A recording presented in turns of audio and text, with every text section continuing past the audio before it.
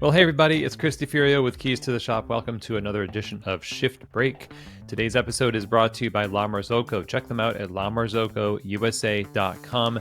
The world's most dependable, beautiful, and innovative espresso machines are made by La Marzocco. You can go to some of the world's best coffee shops in virtually any country in the world, and you're going to see a La Marzocco there because it is dependable. They have the innovation to kind of keep up with where standards in coffee have gone for nearly 100 years now. Machines like the KB90 with the straight-in locking portafilters, the scales built into the drip tray, auto flush, and the group heads. You've got the leva, which is just the nod to the traditional pulling of a shot of espresso. And then you've got things like the classic Linea or the Linea PB, which is one of my personal favorites. But you can check them all out at lamarzocousa.com. They have a large variety of different machines to choose from, but email them. That might be even better. info@lamarzocousa.com. They can get you hooked up with the best choice of machine for your coffee shop. They'll have something that fits your style and your needs perfectly. So if you're in the market for an espresso machine and you definitely want to be investing in something that's reliable, beautiful, and is going to be perfect for your cafe, check them out, lamarzocousa.com. Today's episode is also brought to you by Rattleware.com. Rattleware has been around for quite a long time, and the folks behind Rattleware have always been deeply industry focused. They want to serve the people who serve coffee, who serve in the capacity of owner or barista, and they do this by offering things like smallwares that just work. The pitchers, the whisks, the shot glasses, the knock boxes, all of that stuff. It makes a big difference when what doesn't work, when you have stuff that's just not functional, it makes everything worse. But when you've got functional smallwares designed with intent for the industry, of course, you've got something that helps everything just become cohesive. It works together. So check them out at rattleware.com. Again, if you're looking for smallwares that just work, rattleware.com. So today, everybody, I want to talk to you about the age-old question of whether or not you should hire for experience, like somebody has barista experience or no experience. And one of the things that you hear often about this is on one side or the other. Now, we don't know a lot about coffee, so we've got to hire somebody who knows a lot about coffee, and we're only going to hire people who have 2 years of experience, or they have longer and more credentials to their name. We want to hire the best baristas out there to work in our cafe, and that's gonna, when we get those people, we're gonna know that it's gonna work out because we've got the best. We've got the best machines, we've got the credentialed baristas. This is great. Okay, so then there's the opposite side of this thing where people say, well, you know what? Bad habits are hard to break. They're not thinking about the good habits necessarily. They're thinking maybe somebody's going to come up in here with an attitude and say, well, I know all about coffee, and so you say to do it this way, but I know better. And they're going to just kind of do things their own way, and it's going to be hard to train out of them the things that they've been trained to do. And I don't want to mess with that. So I'd rather start with just a blank slate, somebody who's never been in coffee before. I want them to come into my shop and it to be their first exposure to coffee. Okay, so both viewpoints can actually have some, they have some credibility. Now, I want to cover what my opinion is on this, but I want to explore the thinking behind each one of these. First, starting with the experience camp. One of the things that you have to think about with experience is that it's not just that people might have bad habits, but that they might have good habits too. So you are right in assuming that somebody with experience in coffee will have already kind of confronted some of the hardship that working in the coffee industry comes with. They will be more likely to have muscle memory around shift work that goes anywhere from side work to steaming multiple pitchers, managing the coffee bar, managing the peripheral questions they're getting from customers. There's a lot of multitasking. there's some big picture muscle memory stuff that people who work in the coffee industry, they have above people who don't. That's just a fact. So I want to give it to the people who say we want to hire for experience, because in some ways you're right. They will have some leg up on people when it just comes to pure skill and starting from a higher point of understanding. That's true. Okay. What I don't enjoy about this idea that you only hire experienced people is this thing that kind of worms its way into the thinking, which is, and because they're experienced, I shouldn't have to train them that much, or I shouldn't have to manage them. I shouldn't, they're going to be sort of autonomous. And because they're professionals, they're just going to do it the right way the first time. That's not the case. And where people get in trouble is they do hire people as though they will simply do the right thing right away.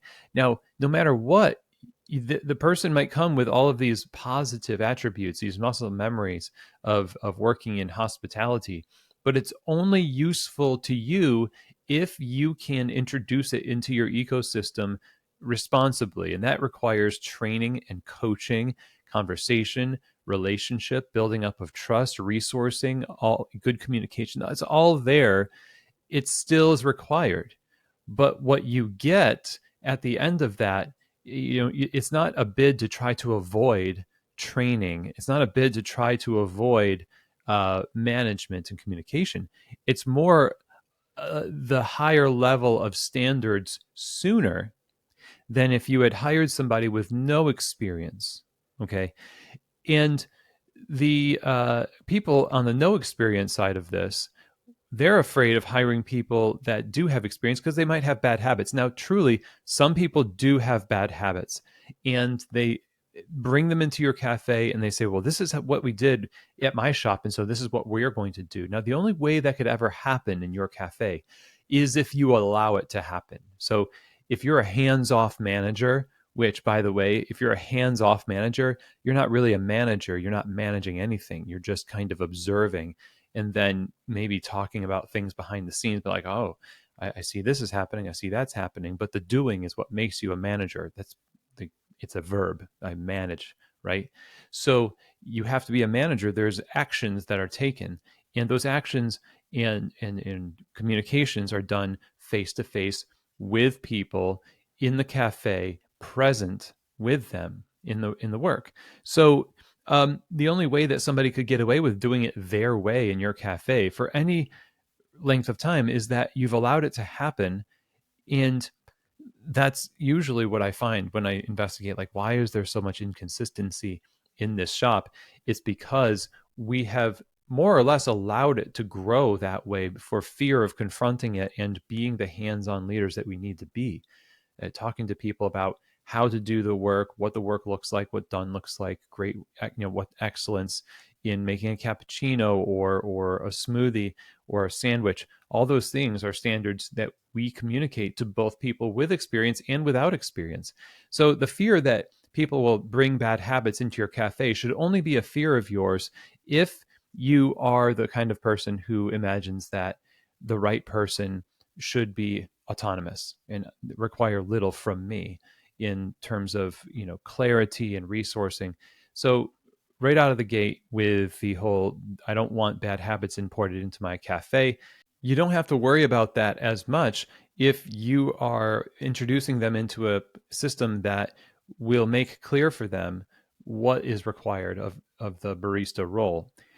Let's talk a little bit more about no experience camp saying we want to train them the right way from the ground up. There's some validity to that because you are more or less going to be the first introduction they have to coffee. So yeah, your way is going to be more ingrained in them, right? So there's some validity to that thinking.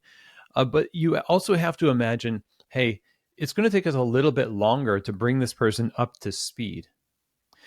They're going to need a little bit more hand holding and coaching along the way to learn coffee.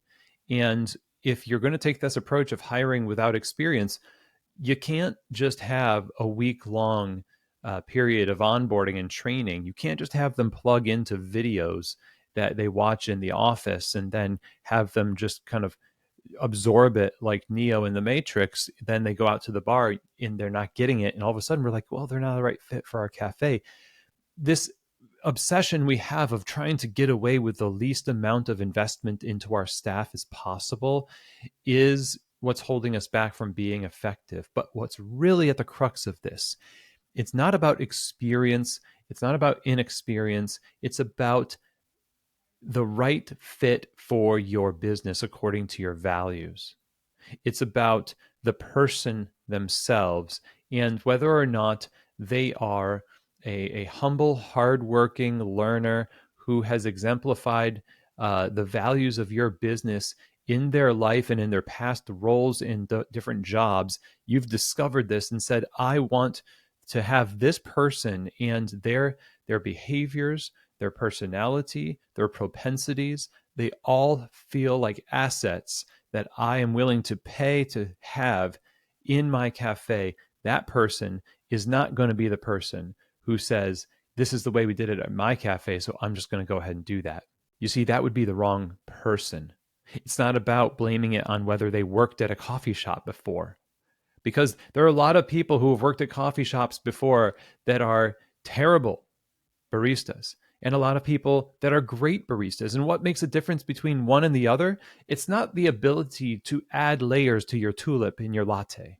It's the ability to learn and grow as a person, as a professional, when confronted with challenges and uh, inconveniences throughout the day, to be graceful and patient and humble and to be decisive and to be curious and investigate and do the work with integrity. That person, whether they come with experience or no experience, is the kind of person you want to work in your coffee shop. Now, the only question you have once you get the right person in the cafe is how much energy and time do we physically have, just the energy we have right now, to invest into their training.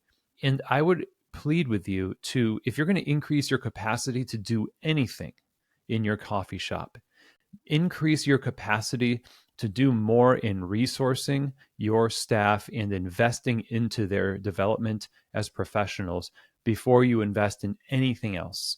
That's what you're going to invest into. Before you invest into a newer or better espresso machine or even a second shop or a third shop, make sure, like we talk about scaling, you have to focus on, don't forget about relationships. Don't forget that as you grow, the relationships need to grow right alongside of the business. And how they grow is by investing in a deeper level of trust through resourcing, communication, and upskilling your baristas as the business gets busier, as we need to focus more on workflow and, maybe changing the shift structure and hearing more feedback from our staff. This is something that I think really makes the relationship between ownership and management and staff work well, is this trust, this mutuality, but it starts with finding the right person. So it doesn't really matter too much if they have experience or don't. What matters is, what are you prepared to do to bring them up to speed, because each of them needs to have that. I don't care if you are the world barista champ. If you are a good person, if you're a good professional and you're the champion of the world at coffee and you go to work for a coffee shop in mid-America, small town cafe, you will submit yourself to the onboarding process and not be all bombastic and weird about it, like, oh, I'm a coffee professional, I don't really need to go through this onboarding process, and sort of sneer at the idea that you would go through that. You would probably, and I hope you would, forget for a second that you achieved something or that you had a history working in coffee, and you wouldn't find it insulting that people would, assume to put you through an onboarding process, right? If you get that vibe from some hotshot barista that you want to hire because they have a championship title where everyone thinks they're amazing and they act as though, I don't really need to do any of this training stuff. If you get a whiff of that, run the other way. That's not the person for you. That's like a egomaniac who doesn't yet know themselves well enough to know that titles don't really equal uh, anything really valuable for your coffee shop. It doesn't matter. If you have the world barista champ working the daily shift in your coffee shop, the customers, I guarantee, they really don't care that much. It's kind of like, oh, that's cool. Where's my coffee? Right? And neither do the customers really care if the person doesn't have those things. They're not going to look at the barista and say, so before this job, you didn't do anything in coffee? Ugh, no way. What they care about is that you create a great experience, that you produce consistent, excellent coffee, and the experience in the cafe is wonderful every single time. So let's not get caught up in this formulaic approach that kind of is a cop out. It's a cop out for us actually focusing on the things that matter, which is to say, I only hire people with experience, or I only hire people with no experience. Hire the right people. Whether or not they have the experience, that might be some beneficial thing for you down the line, but you can never assume just based on that alone that they're going to work out. Lots of people have been burned in the past and are being burned right now simply by making that assumption without having a deeper think about the who versus the what. So that's all I have to say about this. Thank you very much, everybody. And as always, don't forget, there are recommended episodes in the show notes and in the description on YouTube here that I think you would find helpful when we're thinking deeper about this subject of hiring and hiring people with experience or no experience, and other ways we think about the relationships in our staff in the cafe. So check those out in the show notes. And as always, we'll see you here next week on another edition of Shift Break, from keys to the shop.